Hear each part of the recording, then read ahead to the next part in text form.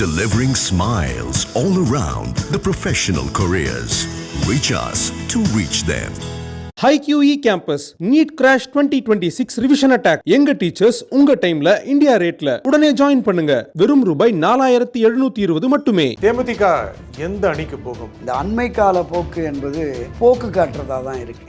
ஒரு மிதமிஞ்சிய ஒரு கற்பனை உலகில் திருமதி பிரேமலதா சஞ்சரிக்கிறாரோ அப்படின்னு பார்க்குறேன். அந்நியாரின் கற்பனை. தேமுதிகவினுடைய நிர்வாகிகள் தரப்பில் பேசுகிற போது என்ன சொல்கிறாங்கன்னா, அம்மா வந்து டபுள் டிஜிட் தான், என்ன பலம் இருக்கிறது அப்படிங்கிறது தெரியணும். அப்போ இந்த இரண்டு அரசியல் கட்சிகள் நீங்கள் சொன்ன மாதிரி சிங்கிள் டிஜிட், ஒரு இடத்துல 8ங்கிறாங்கன்னா இன்னொரு இடத்துல 6 அப்படி. 8 கொடுக்கறது யாரு, 6 கொடுக்கறது யாரு? நாங்கள் வந்து பலமான கட்டமைப்பை திமுக அண்ணா திமுகவுக்கு அடுத்து நாங்கள் தாங்க, காங்கிரஸ் விசிகாவோட இல்லை அப்படிங்கிற மாதிரி இருக்காங்க. ஒரு இருமாப்போட அவங்க இருக்கிறாங்க. அந்த போக்கு நீங்க இப்போ இருமாப்பு. ஆமாம் ஆமாம் ஆமாம் ஆமாம். திராவிட முன்னேற்ற கழகமும் அனைத்து இந்திய அண்ணா திராவிட முன்னேற்ற கழகம் தேமுதிக வேண்டாம் என்று முடிவெடுத்து விட்டால் இந்த தேர்தலோட முடிஞ்சு போயிடும். மாவட்ட செயலாளர்கள் வெளியே வந்து கொஞ்சம் அதிருப்தி காமிச்சாங்க. ஏனென்றால் எடப்பாடி பழனிசாமி வெளியே பேசுகிற அளவுக்கு முழு செயல்பாடு இல்லை. வெற்றி பெற்று விடுவோம் என்கிற நம்பிக்கை காட்டலும் வெற்றி பெறாவிட்டாலும் பரவாயில்லை, அதிமுக என்கிற கட்சி என்னோட இருக்கட்டும், நானே பொதுச் செயலாளர் இருக்கிறேங்கிற அந்த மனோபாவம் வந்து விட்டதோ அப்படிங்கிற மாதிரி தான் தெரியுது. பியூஷ் கோயல்கிட்ட நிர்மலா சீதாராமன் தெரிவித்து எடப்பாடியை கன்வின்ஸ் பண்ணுங்க, ஒரு 60-68 தொகுதிகளில் டிசைடிங் ஃபேக்டராக அங்கே வந்து இந்த ஓபிஎஸ் செயலாளருடைய ஆதரவு வாக்குகள் இருக்கிறதா நமக்கு தகவல்கள் கிடைச்சது அப்படின்னு சொன்னாங்க. டிடிவி தினகரன் போட்டியிட மாட்டேன்னு சொல்றாரு. கிட்டத்தட்ட அன்புமணி ராமதாஸும் போட்டியிட மாட்டார்னு தெரியுது. இவங்கெல்லாம் போட்டி போடலை அப்படின்னா அந்த அணிக்கு பாதிப்பா இல்லை? இல்லை, நிச்சயமாக களமாடுகிற அந்த முதன்மை தளபதிகள் வரலை அப்படின்னாலே ஒரு சோர்வு ஏற்பட்டுரும். வணக்கம் ஆகாயம் நண்பர்களே. தேமுதிக எந்த அணியில் சேரும்? அதிமுக அணி உறுதியாக இருக்கிறதா? ஓபிஎஸ் நிலை என்ன? இதை பற்றி பேசுவதற்காக பத்திரிகையாளர் திரு துரை கருணா இங்கு வந்திருக்கிறார். வணக்கம் திரு துரை கருணா. வணக்கம். வணக்கம் சார். தேமுதிக எந்த அணிக்கு போகும்? அதிமுக அணிக்கு போக வர வாய்ப்பு இருக்கிறதா? தேசிய முற்போக்கு திராவிட கழகத்தினுடைய இந்த அண்மை கால போக்கு என்பது போக்கு காட்டுறதா தான் இருக்குது. திமுக அணிக்கும் அதிமுக அணிக்கும் போக்கு காட்டுகிற அந்த வேலையை தான் செய்துட்ருக்காங்க. ஒரு மிதமிஞ்சிய ஒரு கற்பனை உலகில் திருமதி பிரேமலதா சஞ்சரிக்கிறாரோ அப்படின்னு பார்க்குறேன். அந்நியாரின் கற்பனை. ஆமாம் ஆமாம். என்னென்னா, தொடக்கத்தில் இது ஒரு மிக பெரிய பேசுபொருளாக இருந்தது தேமுதிக. காரணம் என்னென்னா, அன்றைய தினம் மிக மூத்த தலைவர்கள், மரியாதைக்குரிய கலைஞர் கருணாநிதி, செல்வி ஜெயலலிதா காலத்திலேயே வந்து இந்த திராவிட கட்சிகளுக்கு மாற்றாக நான் களம் இறங்குறேன் அப்படின்னு சொல்லி வந்தார். தொடக்க காலத்தில் அவருடைய ரசிகர் மன்றங்களையே கட்டமைச்சார். ஒரு அரசியல் கட்சி மாதிரியே கிராமங்களை தொடங்கி வந்து ஒரு கொடியும் கூட தொடங்கி வந்தார். அதனால் பெரிய அளவில் கிட்டத்தட்ட ஒரு 20-25 வருஷம் ரசிகர்கள் கட்டமைப்போடு இருந்த நிலையில் தான் அரசியலுக்கு வந்தார். அரசியலுக்கு வந்தபோது அவர் தேர்தலை எதிர்கொண்ட பொழுது ஒரே ஒரு இடத்துல தான் அவரால் வெற்றி பெற முடிஞ்சது. கணிசமான வாக்குகள் வாங்கினார். குறிப்பாக நாடாளுமன்ற தேர்தலெல்லாம் ஒரு கணிசமான அளவுக்கு வாக்குகள் 1 லட்சம் 1.5 லட்சம் வாக்குகள் ஒரு 10-18 தொகுதிகளில் பெற்றார். ஒரு 3-4% தொடங்கி ஒரு 8-9% வரைக்குமே வந்தார். அண்ணா திராவிட முன்னேற்ற கழகத்தில் கூட்டணி அமைத்து 2011 கூட்டணி அமைத்து எதிர்கொண்டதால் ஒரு பிரதான எதிர்க்கட்சிங்கிற அந்தஸ்து கூட அவருக்கு வந்தது. ஆனால் அன்று சட்டமன்றத்தில் நடந்த நிகழ்வு என்பது அவருக்கு ஒரு பெரிய சரிவை கொடுத்துருச்சு. துருத்தி காட்டுறது இதெல்லாம். ஆமாம் ஆமாம் ஆமாம் ஆமாம். அவருடைய அந்த அணுகுமுறைகளும் சரி.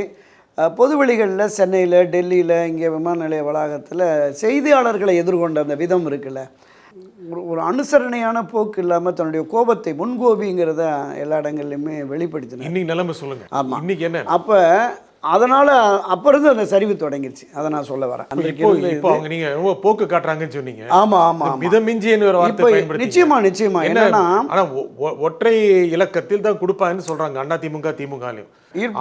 அவருடைய ஆமாம் தேமுதிகவினுடைய நிர்வாகிகள் தரப்பில் பேசுகிற போது என்ன சொல்கிறாங்கன்னா, அம்மா வந்து டபுள் டிஜிட் தான், 20 இடங்கள் அப்புறம் 15 இடங்கள், குறைந்தபட்சம் 12 இடமாவது வேணுங்கிறதுல உறுதியாக இருக்கிறோம் அப்படிங்கிற மாதிரி அவங்க தரப்பில் சொல்கிறாங்க. அவங்க பையன் பேசின போது கூட விஜய பிரபாகரன் வந்து திமுக அதிமுகலாம் 170-160ன்னு ஒரு டார்கெட் வச்சுற போது நாங்கள் ஒரு 20-25 கூட கேட்கக்கூடாதா, நாங்கள் ஒரு இலக்கு நிர்ணயிக்கக்கூடாதா அப்படின்லாம் பேசினார். நிர்ணயிக்கலாம், அவருமே 150 தொகுதி இலக்கு நிர்ணயிக்கலாம், அது மாற்றுக்கிறதே இல்லை. ஆனால் என்ன பலம் இருக்கிறது அப்படிங்கிறது தெரியணும். இந்த கேப்டன் விஜயகாந்தனுடைய மரணத்திற்கு பிறகு இதுக்கு ஒரு புத்துயிர் வந்தது. அது வரைக்கும் சரிவில் இருந்தது. அவருடைய மரணத்திற்கு பிறகு ஒரு புத்துயிருக்கு வந்தது. ஸோ அதை பற்றி கொண்டு பயணிக்கிறார். அவருடைய அந்த அந்த 2ஆம் ஆண்டு குரு பூஜையை நடத்துகிற போது எல்லா அரசியல் கட்சிகளும் திமுக, அதிமுக உட்பட எல்லோரும் வரக்கூடிய அளவிற்கான ஒரு இருந்தது. அப்போ 234 தொகுதிகளிலும் ஓரளவுக்கு கணிசமான வாக்குகள் இருக்கிறது. இது வெற்றி தோல்வியை தீர்மானிக்கக்கூடிய வாக்குகளாக இருக்கும் என்று கருதுகிற திராவிட முன்னேற்றக் கழகமும் அனைத்து இந்திய அண்ணா திராவிட முன்னேற்ற கழகம் அவங்களோட பேச்சுவார்த்தை நடத்துகிறாங்க. இப்போ அவர் ராஜ்யசபா சீட்டு 20 இடம் அல்லது 12 இடம் கடைசின்னு வச்சுங்களேன். ராஜ்யசபா ஆமாம் 12 இடம் கேட்குறதாக அவங்க கட்சி தரப்பிலே சொல்கிறாங்க. இவங்க இன்னும் உறுதியாக சொல்லலை. எல்லா பெரிய கட்சிகளும் சொல்லட்டும், அப்புறமா நாங்கள் சொல்கிறோம் அப்படிங்கிற மாதிரி அவங்க தேமுதிகவினுடைய பிரேமலதா அண்ணியார் எல்லா பத்திரிகையாளர் சந்திப்புலையுமே இந்த விஷயத்த சொல்கிறாங்க. எல்லோரும் சொல்லட்டும், அப்புறமா நாங்கள் சொல்லுவோம் அப்படிங்கிற மாதிரி. அப்போ இந்த 2 அரசியல் கட்சிகள் நீங்கள் சொன்ன மாதிரி சிங்கிள் டிஜிட், ஒரு இடத்துல 8ங்கிறாங்கன்னா இன்னொரு இடத்துல 6 அப்படி. 8 கொடுக்குறது யாரு, 6 கொடுக்குறது யாரு? 8 கொடுக்கறது அண்ணா திராவிட முன்னேற்ற கழகம், 6 என்பது திராவிட முன்னேற்ற கழகம் அப்படிங்கிறாங்க. ராஜ்யசபா இப்போ அதிமுக அணியில் கூப்பிடுற போது என்ன சொல்கிறாங்கன்னா, ராஜ்யசபா ப்ளஸ் அந்த ராஜ்யசபா எம்பிக்கு மத்திய அமைச்சரவை இடம் கேட்குறாங்க அப்படிங்கிற மாதிரி எல்லாம் கூட மினிஸ்டர் ஆகணும். ஆமாம், விஜய் இது எல்லாமே தகவல்களாக வதந்திகளாக தான் இது உலா வருகிறது. அவங்க தரப்பில் என்னன்னு தெரியல. மிக நெருக்கமாக அதில் பயணித்து கொண்டிருக்கிற கட்சியின் மூத்த நிர்வாகிகளுமே நாங்கள் அடுத்த ஃபோர்ஸ் நாங்கள் தாங்க, அப்படி தாவேக்கெல்லாம் இப்போ தான் வந்திருக்கு, விஜயெல்லாம் எங்ககிட்ட நிற்க முடியாதுங்க அப்படின்னு ஒரு முன்னாடி எம்எல்ஏவே சொல்கிறார். நாங்கள் பலமான கட்டமைப்பை திமுக அதிமுகவுக்கு அடுத்து நாங்கள் தாங்க, காங்கிரஸ் விசிகா கூட இல்லை அப்படிங்கிற மாதிரி இருக்காங்க. அந்த ஒரு இருமாப்போட அவங்க இருக்கிறாங்க. அந்த போக்கு நீங்கள் இப்போ இருமாப்பு. ஆமாம், அது அவங்களுக்கு தேவை. அவங்க அரசியல் நடத்தணும். நீங்கள் ஒரு விஷயம் நான் இதில் உடைச்சி சொல்லிடுறேன். ஒருவேளை திராவிட முன்னேற்ற கழகமும் அனைத்து இந்திய அண்ணா திராவிட முன்னேற்ற கழகம் தேமுதிக வேண்டாம் என்று முடிவெடுத்து விட்டால் இந்த தேர்தலோட முடிஞ்சு போயிடும். தேமுதிக என்கிற ஒரு அரசியல் கட்சி அடுத்த தேர்தலை சந்திக்கவே முடியாது. விஜய் கட்சி இருக்காங்க, அங்கே 40 சீட் கிடைக்கும், போகலாம். ஆமாம், அங்கே போய் கணிசமான, ஆனால் அவங்க எதிர்பார்க்கிற பார்ட்டி ஃபண்டு வராது, எலெக்ஷன் ஃபண்டு வராது, எத்தனை இடம் வேணாலும் கிடைக்கும், அதில் மாற்று கருத்தே இல்லை. ஆனால் திருமதி பிரேமலதாவுடைய அந்த அரசியல் பயணம், அரசியல் புரிதல் என்பது நமக்கு நல்லாவே தெரியும். அவர் இருக்கிற போதே, கேப்டன் விஜயகாந்த் இருக்கிற போது இவங்க தான் பரஸ்பரம் பேச்சுவார்த்தை நடத்தி இடங்கள் பகிர்வுகள் மற்ற விஷயங்கள்லாம் நோட்டுகள் சீட்டுகள் எல்லாமே பேசி அவங்க தான் சரி பண்ணுவாங்க அப்படிங்கிறது நமக்கு தெரியும். ஸோ அந்த அடிப்படையில் இன்னும் பேரங்கள் பேசிக்கொண்டே இருக்கிறார்கள் அப்படின்னு தான். ஒரு கட்டத்தில் நான் சொன்ன மாதிரியான ஒரு முடிவுக்கு வந்துட்டாங்கன்னா, யார் இப்போ சலிப்பில் இருக்காங்க, யார் சலிப்பில் இருக்காங்க? முக்கியமாக திமுக கிட்டத்தட்ட முடிஞ்சிடும். கடந்த முறை ஒரு 2 வாரம் முன்னால் பிரதமர் மோடி கலந்துக்கிட்ட கூட்டத்தில் கூட தேமுதிக இருக்கும், அந்நியார் பிரேமலதா இருப்பாங்க எதிர்பார்க்கப்பட்டது. ஆனால் அப்போது பேச்சுவார்த்தையில் முடிவாகலை. இப்போது எப்போ முடிவு ஏற்படும்? ஏன்னா அதிமுக கைவிட்டுருச்சா இல்லை 8 சீட்டு ஒரு ராஜ்யசபாவுக்கு தயாராக இருக்குது? இல்லை, 2 பேருமே பேசிகிட்டு இருக்காங்கன்னு தான் சொல்கிறாங்க. ரகசியமாக அவங்களே சொல்கிறாங்க. திருமதி பிரேமலதாவே சொல்கிறாங்க, நட்பு ரீதியாக, இன்னும் அரசியல் ரீதியாக கூட்டணி தொடர்பாக பேசாவிட்டாலும் எல்லா கட்சிகளிலிருந்தும் நட்பு ரீதியாக பேசுகிறார்கள். இந்த நட்பு ரீதி என்பது அவங்க ஒரு குழுவை அமைத்து கூட்டணி தொடர்பான உடன்பாடு வருகிற பொழுது தான் எத்தனை சீட்டு எந்தெந்த தொகுதிகள் அப்படிங்கிற அந்த முடிவுக்கு வருவாங்க. ராஜ்யசபா கூட இப்போது இருக்கிற நிலைமையில் அனைத்து இந்திய அண்ணா திமுகவில் கொடுக்கறதுக்கான வாய்ப்பு மிக மிக மிக குறைவு அப்படின்னு. 2 சீட் வரும், அவ்வளோதான். 2 சீட். ஆமாம், ஏற்கனவே தம்பிதுரைக்கு ஒன்று கொடுத்து அவனு டெல்லி லாபிக்கு ஒருத்தர் சீனியர் வேணும் அப்படிங்கிற மாதிரி. தமாக அவனுடைய ஜிகே வாசனும் என்டிஏ அந்த பேக்ரவுண்டில் போன முறை வந்ததுனால அவரும் கேட்குறாங்க.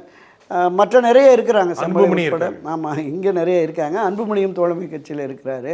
ஸோ அவங்களுக்கு அது ஒரு பெரிய சிக்கலாக இருக்கிறது. ஆனாலும் கடந்த முறையே எழுதி கொடுத்துட்டாங்க, ராஜ்யசபா அடுத்த தேர்தலின் போது தருவதாக உறுதியெல்லாம் எழுதி கொடுத்துட்டாங்க அப்படிங்கிற மாதிரிலாம் இவங்க திருமதி பிரேமலதா தரப்புலேருந்து சொல்லிடுறாங்க. அது எந்த அளவுக்கு உறுதிப்பாடுன்னு சொல்லலை. இதை பிரதான அந்த கூட்டணிக்கு தலைமை வகிக்கிற அனைத்து இந்திய அண்ணா திராவிட முன்னேற்ற கழகத்தின் தரப்பில் ஒருத்தருமே எதுவுமே பேசுறது இல்லை. ஸோ இந்த பக்கம் திராவிட முன்னேற்ற கழக தரப்பில் இருந்துமே பேச்சுவார்த்தை நடைபெறுகிறது அப்படிங்கிறாங்க.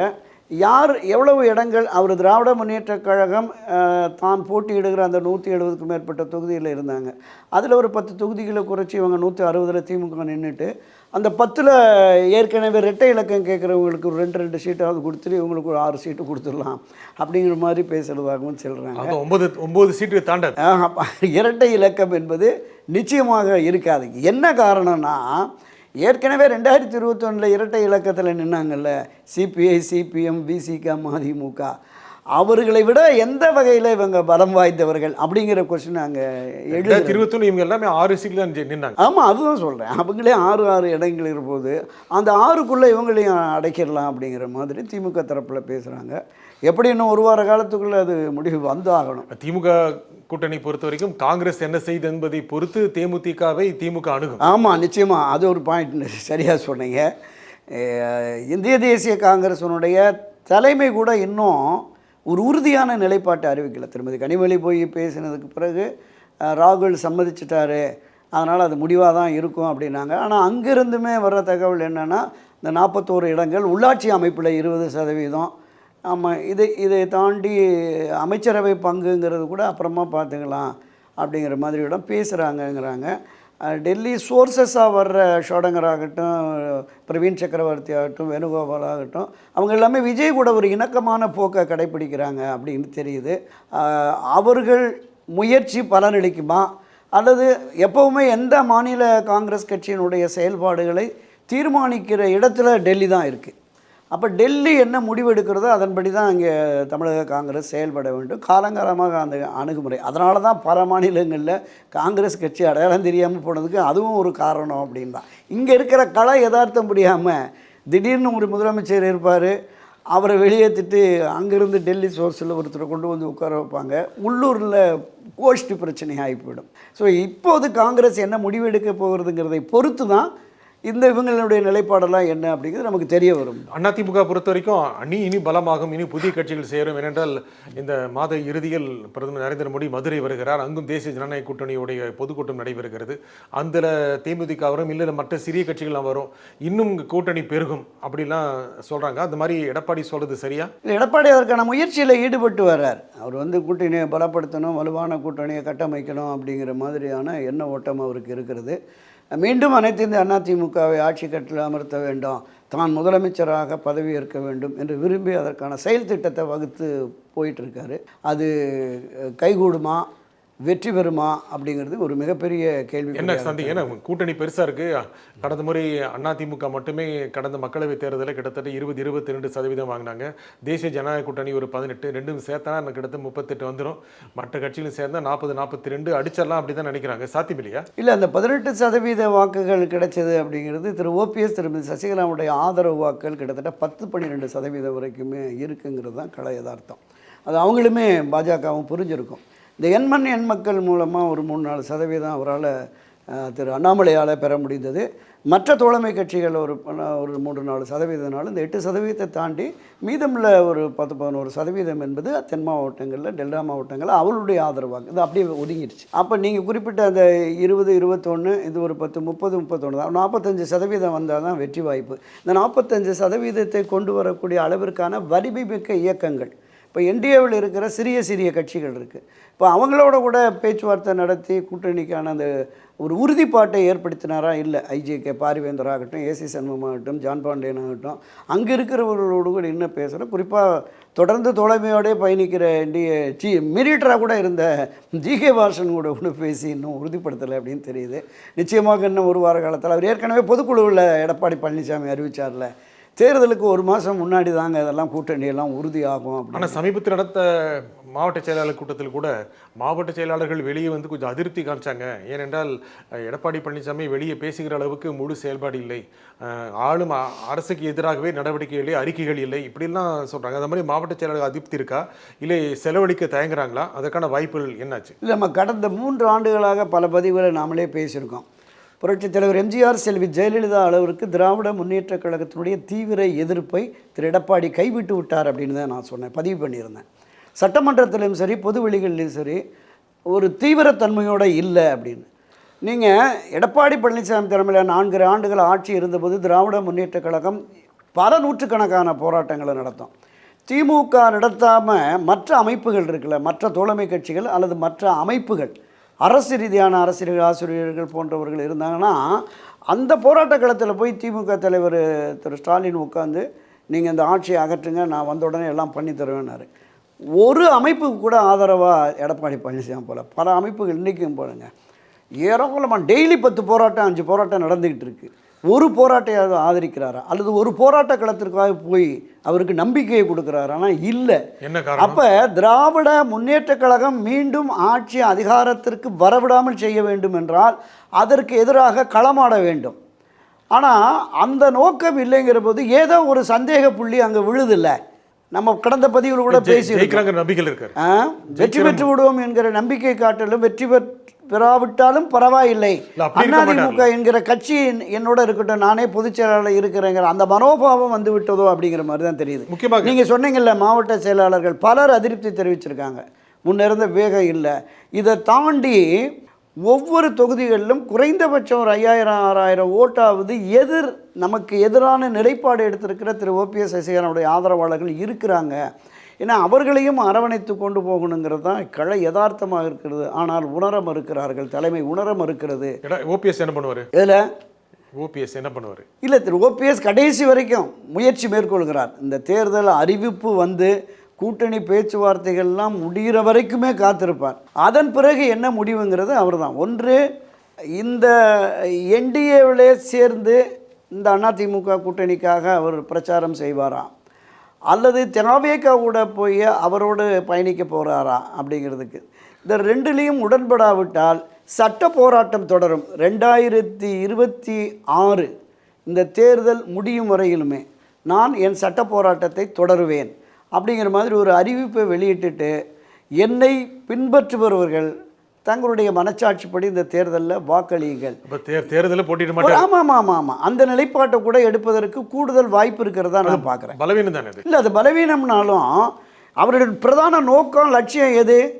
அதிமுகவோடு ஒருங்கிணைய வேண்டும், தன்னை நம்பி வந்திருக்கிற அந்த தொண்டர்களை காப்பாற்ற வேண்டும் என்பது தான். இப்போ ஏதாவது ஒரு அமைப்பில் போய் அது ஒரு பலகீனமான நிலைனா இதை கைவிட்டுட்டாரோங்கிற அந்த பார்வை வந்துடும். அதனால தான் சரி இறுதி வரை போராடி பார்ப்போம். இல்லைன்னா ஏன்னா அவர் எல்லா பதவிகள்லையும் இருந்துட்டார், கட்சியினுடைய முதன்மை பொறுப்பில் வரைக்கும் இருந்துட்டார். ஒருங்கிணைப்பாளர், இணை ஒருங்கிணைப்பாளர் என்கிற நிலை என்பது கட்சியின் பொதுச் செயலாளர் பொறுப்பு தான். 3 முறை முதலமைச்சராக இருந்து விட்டார். அரசியல் இனி எதுவுமே அவருக்கு தேவையில்லை. தன்னை நம்பி வந்தவர்களை அரசியல்படுத்த வேண்டும். அவருடைய அரசியல் எதிர்காலத்திற்கு நாம் பிரிந்து கிடக்கிற சக்திகளை ஒருங்கிணைத்து விட்டு நாம் ஒதுங்கி விடலாம் என்கிற மனோபாவத்தில் தான் கடைசியாக நடந்த பேட்டியில் பத்திரிகையாளர் சந்திப்பில் கூட என்ன சொல்கிறாரு, திரு டிடிவி தினகரன் சொன்னார், அவருடைய அருமை அண்ணன் எடப்பாடி பழனிசாமிகிட்ட போய் சொல்லி இணைக்க சொல்லுங்கள், நான் தயாராக இருக்கேன் கெஞ்சினார். ஆமாம் ஆமாம், அதெல்லாம் கட்சி முக்கியம், கட்சியின் நலன் முக்கியம். இல்லை கட்சியின் நலன் முக்கியம். கட்சியை நம்பி இருக்கிற இந்த தொண்டர்கள் காலமெல்லாம் ரெட்டலைக்கு வாக்களித்து விட்டு தனியாக இன்று நிற்கிற அவர்களுடைய எதிர்காலம் முக்கியம் என்பதால் இந்த விஷயத்தை அவர் முன்னெடுக்கிறார். அது கெஞ்சது இல்லை, உரிமை போராட்டத்தின் ஒரு அங்கம், பகுதி. கெஞ்சிற எடப்பாடி கெஞ்சிறாரு, எடப்பாடி ஏற்றுக்கல. இல்லை இல்லை இல்லை நான் என்ன சொல்கிறேன், எடப்பாடி அவர் மட்டும்தான் இன்றைக்கு பொதுச் செயலாளர் என்பதனால கட்சி அவர் மட்டும்தான் இல்லை, 2 கோடி தொண்டர்களுடைய இயக்கம், அமைப்பு தான் இது. அதனால் ஒரு தனி மனிதரிடம் கெஞ்ச வேண்டிய அவசியம் இல்லை. அவரை விட உயர்ந்த பொறுப்பில் இருந்தவர் திரு ஓபிஎஸ் அவர்கள், ஒருங்கிணைப்பாளர்கள். நம்பர் 1 அவர் தான். அதுக்கடுத்து 1A தான், 2 கூட இல்லை, 1A தான் அவர் எடப்பாடி பழனிசாமி. அதனால் சந்தர்ப்பவசத்தால் கிடைத்த அந்த ஒரு சாதுரிய சாகச சாமர்த்திய நடவடிக்கையால் கட்சியை எடப்பாடி கைப்பற்றி வைத்திருக்கிறார், மாற்று கருத்து இல்லை. கட்சியை காப்பாற்ற வேண்டும், அதை வெற்றி பாதையில் அழைத்து செல்ல வேண்டும் என்று திரு ஓபிஎஸ் போராடி வருகிறார். அந்த போராட்டத்தில் வெற்றி கிடைக்கும் வரை போராடுவேன் அப்படின்னு தான் கடைசி வரை சொல்லியிருக்கேன். ஓட்டு இருக்குங்கிறீங்க? நிச்சயமாக 5% கிட்டத்தட்ட 10-11% சில தொகுதிகளில், பல தொகுதிகளில் 60க்கும் மேற்பட்ட தொகுதிகளில் இந்த விஷயத்தை பியூஷ் கோயல்கிட்ட நிர்மலா சீதாராமன் தெரிவித்து அவரை கன்வின்ஸ் பண்ணுங்க அப்படின்னு வேலுமணிகிட்ட சொல்லி எடப்பாடியை கன்வின்ஸ் பண்ணுங்க. ஒரு 60-68 தொகுதிகளில் டிசைடிங் ஃபேக்டராக அங்கே வந்து இந்த ஓபிஎஸ் சசிகலாவுடைய ஆதரவு வாக்குகள் இருக்கிறதா நமக்கு தகவல்கள் கிடைச்சிருக்கு அப்படின்னு சொன்னாங்க. அதுக்கு பெரிய உதாரணமே இதுதான். அப்போ ஒரு தனி மனிதனாக அவர் நம்ம ராமநாதபுரம் பலாப்பழ சின்னத்தில் ஒரு 12 நாள் அந்த சின்னத்தை கொடுத்து அவருக்கு எதிராக ஒரு 6 ஓப்பெண்ணை சின்னத்தை நிறுத்தி கிட்டத்தட்ட 3,42,000, ஒரு சட்டமன்ற தொகுதிக்கு 60,000 ஓட்டு.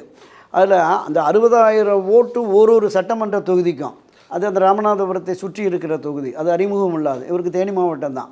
இப்போ அது சராசரியாக ஒரு 5,000 ஓட்டு எடுத்துங்க, 60,000 வேண்டாம், ஒரு சட்டமன்றத்தில் 5,000 வாக்குகள் எப்படி வெற்றி பெறும் அண்ணா திராவிட முன்னேற்ற கழகம்? அந்த ஓட்டு இன்னும் அவர்கிட்ட இருக்கான்னு கேட்குறேன். இருக்கு, நீங்க பாருங்க, இன்றைக்கும் இருக்கிறது. இது அதிமுக பாஜக பாதிக்குமா? பெரிய அளவில் பாதிப்பை ஏற்படுத்தும், வெற்றியை பாதிக்கும் நிச்சயமாக. இந்த இணைப்பு சாத்தியமில்லை என்றால் நீங்கள் எத்தனை பெரிய கூட்டணியை அமைத்தாலும் 500 ஓட்டு 400 ஓட்டு 1000 ஓட்டு 5000 ஓட்டு 2000 ஓட்டில் ஒரு 40-50 தொகுதியில் வெற்றியை அதிமுக என்டிஏ அணியினுடைய வெற்றியை நிச்சயம் பாதிக்கும். அதில் எந்த மாற்று கருத்தும் இல்லை. ஏன்னா சசிகலா தனி கட்சி ஆரம்பிக்க போகிறாங்களா? இல்லை, அவங்க நான் 2021 மாதிரி ஒதுங்கி இருக்க மாட்டேன், தனி கட்சி அம்மா அதிமுக அப்படி ஆரம்பிக்கிற மாதிரி பேச்சு இருக்கு, உண்மையா? இல்லை, அது தொடர்பாக நமக்கு இன்னும் வெளிப்படையாக தெரியலை. ஆனால் தன்னுடைய ஆதரவாளர்களில் களம் இறங்கி நாம் களம் காண்போம், நிச்சயம் வெற்றி பெறுவோம் சொல்லியிருக்காங்க. விஜய் கூட எத்தனை தொகுதிகள், அதான் எத்தனை தொகுதிகள் தனித்து போட்டியிட போகிறாரா, அல்லது நீங்கள் சொன்ன மாதிரி ஒரு அரசியலை தொடங்கி புதிய கட்சியான தாவேகாவோடு இணைந்து போட்டியிட போகிறாரான்னு தெரியல. அப்போ இவர்களுடைய நிலைப்பாடு என்பது இன்னும் தன்னை அதிமுக பொதுச் செயலாளர் என்று அறிவித்து தான் அவங்க தன் அதிமுக பொதுச் செயலாளர் ஜெயலலிதா திருமதி சசிகலா சொல்லிக்கிறாங்க. சொல்லிக்கிட்டு அவங்க தனி கட்சி ஆரம்பிச்சாங்க அப்படின்னா அதை கைவிடணும். ஒன்று, அது தேசிய ஜனநாயக கூட்டணியில் இணைய முடியாது. ஓபிஎஸும் கேஸ் போட்டிருக்காரு, அதனால தான் இபிஎஸ்ஸை சேர்த்துக்க மாட்டேங்கிறாரு. கட்சியிலையும் வேண்டாம் அணிலையும் வேண்டாம் அப்படிங்கிறாரு. இவங்களுக்கு இந்த அதிமுக அணிக்குள்ள வாய்ப்பு இல்லை, வேலையை தான் வாய்ப்பு திறனும். ஒன்று விஜய், இல்லைன்னா திமுக, எதை தேர்ந்தெடுப்பாங்க? இல்லை, இப்போ ஒருங்கிணைப்பாளர் அந்த கட்சியை ஒருங்கிணைக்கணும் அப்படிங்கிறாரு. வழக்கு இருக்குது, ஹைகோர்ட்டில் இருக்குது, சுப்ரீம் கோர்ட்டில் இருக்குது, எலெக்ஷன் கமிஷனில் இருக்குன்னா கட்சியை ஒருங்கிணைத்து விடுவோம் என்கிற முடிவை எடுத்த அடுத்த வினாடியே எல்லா வழக்குகளையும் வாபஸ் வாங்கிட்டு பேச்சுவார்த்தை நடத்தி கட்சியை இணைச்சிடலாம். அது ஒரு காரணமாக காட்டிட்டு கோர்ட்டில் கேஸ் இருக்குது அதனால் இணைக்க மாட்டோம் அப்படிங்கிறது இல்லை. இன்னொன்று சொல்கிறார், பொதுக்குழு ஒரு முடிவு எடுத்துருச்சு, நான் தனி மனிதனாக எந்த முடிவும் எடுக்க முடியாது. அதிமுகவினுடைய பைலா படி கட்சியின் நலன் கருதி பொதுச் செயலாளர் ஒரு முடிவை எடுத்து அறிவிக்கலாம். அந்த முடிவை அடுத்து நடைபெறுகிற செயற்குழு பொதுக்குழுவில் ஒப்புதல் வாங்கிக்கலாம். அப்படி தான் திரு எஸ் டி சோமசுந்தரத்தை புரட்சியாளர் எம்ஜிஆர் தலைமையில் பொதுக்குழு கூடி தான் வெளியேற்றினது. சார், இந்த திரும்ப பொதுக்குழு கூடல, தலைவரே சேர்த்துக்கிட்டார். சார், இப்போ முக்கியமாக டிடிவி தினகரன் போட்டியிட மாட்டேன்னு சொல்கிறாரு. கிட்டத்தட்ட அன்புமணி ராமதாஸும் போட்டியிட மாட்டார்னு தெரியுது. அதெல்லாம் அதிமுகவோட கூட்டணி கட்சிகள் இவங்கெல்லாம் போட்டி போடலை அப்படின்னா அந்த அணிக்கு பாதிப்பா இல்லையா? இல்லை, நிச்சயமாக களமாடுகிற அந்த முதன்மை தளபதிகள் வரலை அப்படின்னாலே ஒரு சோர்வு ஏற்பட்டுரும். கட்சியினர் மத்தியிலும் ஒரு சோர்வு ஏற்பட்டுவிடும். எந்த அளவுக்கு அவங்க சப்போர்ட்டிவாக வேலை பார்ப்பாங்க, மற்ற அணிகளுக்காக எப்படி வேலை பார்ப்பாங்க அப்படிங்கிற மாதிரி நம்ம தொடக்கத்திலேருந்தே பேசிகிட்டு இருக்கோம். பாரதிய ஜனதா கட்சி அதிமுக உடன்பாடு 8-9 மாதம் ஆயும் கூட திரு எடப்பாடி பழனிசாமி சொல்கிறார், இன்னும் கீழே எல்லாம் போய் சேரலப்பா, எதுவுமே நீங்கள் பண்ணலை, தெருமுனை கூட்டங்கள் பொதுக்கூட்டங்களை நடத்தி பாரதிய ஜனதா கட்சி நம்ம கூட்டணியில் இருக்கோம், என்டிஏவில் நம்ம வெற்றி பெறுவோம், வெற்றிக்கான வாய்ப்பு இருக்குது, அரசுக்கு எதிரான மிகப்பெரிய அளவில் மக்கள் அதிருப்தி இருக்குது, நம்ம தான் ஆட்சிக்கு வருவோம் அப்படின்னு அவர் சொல்லி உசுப்பேத்துறாரு. நம்ம மாவட்ட செயலாளர்கள்லாம் சோர்ந்து போயிருக்கிறாங்க. என்ன காரணம்? அவங்களுக்கு கள யதார்த்தம் தெரிகிறது. அவங்க அரசியலில் 40-30 ஆண்டுகளாக 50 ஆண்டுகளாக பயணித்தவர்கள். அவங்களுக்கு தெரியும் திராவிட முன்னேற்ற கழகம் எந்த அளவுக்கு தீவிரமாக களப்பணி ஆற்றுகிறதுங்கிறது தெரியும். இதுவரையிலும் இல்லாத அளவிற்கு கட்சியினருக்கே பணம் கொடுக்குறாங்க. வாக்காளர்களுக்கு அப்புறமா பணம் கொடுப்பாங்க, அது வேறு விஷயம். ஆனால் இப்போ கட்சி நிர்வாகிகளுக்கே குறைந்தபட்சம் 50,000, அதிகபட்சம் 5 லட்சம் வரைக்கும் நகரம், ஒன்றியம், பேரூர், மாவட்டம், எம்எல்ஏக்களுக்கு கூட ஃபண்டு போகுது அப்படிங்கிற மாதிரிலாம் இருக்குது. அப்போ இந்த நிலைப்பாடு என்பது ஒரு மிகப்பெரிய அளவில் வெற்றியை நோக்கி அவர்கள் திமுகவை அழைத்து செல்வதற்கான அந்த திட்டமிடுதல் இருக்குது. எவ்வளவு பிரச்சனைகள் இருந்தாலும் கூட்டணி கட்சிகளை தக்க வைக்கக்கூடிய அந்த சாமர்த்தியம் இருக்குது. அரசு ரீதியாகவும் பல உதவிகள், நலத்திட்டம், ஆட்சி ரீதியாகவும் கட்சி ரீதியாகவும் பல உதவிகள் இப்படி வருகிற பொழுது ஒரு பிம்பம் கட்டமைக்கப்பட்டுருச்சு. திமுக தான் அடுத்து வெற்றி பெறுவதற்கான வாய்ப்பு இதற்கு குறைவு, அதற்கான வாய்ப்பே இல்லை என்கிற மாதிரியான ஒரு பல ஊடகங்களில், வியூகங்களில், தொலைக்காட்சிகளில் அது அப்படியே வருது. ஆனால் அதை உறுதிப்படுத்துகிற வகையில் தான் இவங்களுமே முழுமையாக ஒவ்வொரு வாக்கும் முக்கியம் என்று கருதாமல் மெகா கூட்டணி மக்கள் முடிவெடுத்துட்டாங்க திமுகவை வீட்டுக்கு அனுப்பன்னு சொல்லி தவணை முறையில் ஒரு 5 வாக்குறுதியாக கொடுத்துக்கிட்டு, அதெல்லாம் பலமான வாக்குறுதிகள், அதில் எந்த மாற்று கருத்துமே இல்லை. ஆனால் மக்கள் மிக தெளிவாக இருக்கிறார்கள். ஏன் இப்போ 2000ங்கிறதும் இல்லை ஆண்களுக்கும் இலவச பேருந்து பயணம் அப்படிங்கிறது எல்லாமே கவர்ச்சியான வாக்குறுதி. ஆமாம் ஆமாம். அதாவது இந்த வாக்குகளை ஈர்ப்பதற்கு எந்த விதமான வாக்குறுதிகளும் கொடுக்கணுங்கிற அந்த நிலைப்பாட்டில் தான் வந்திருக்காங்க.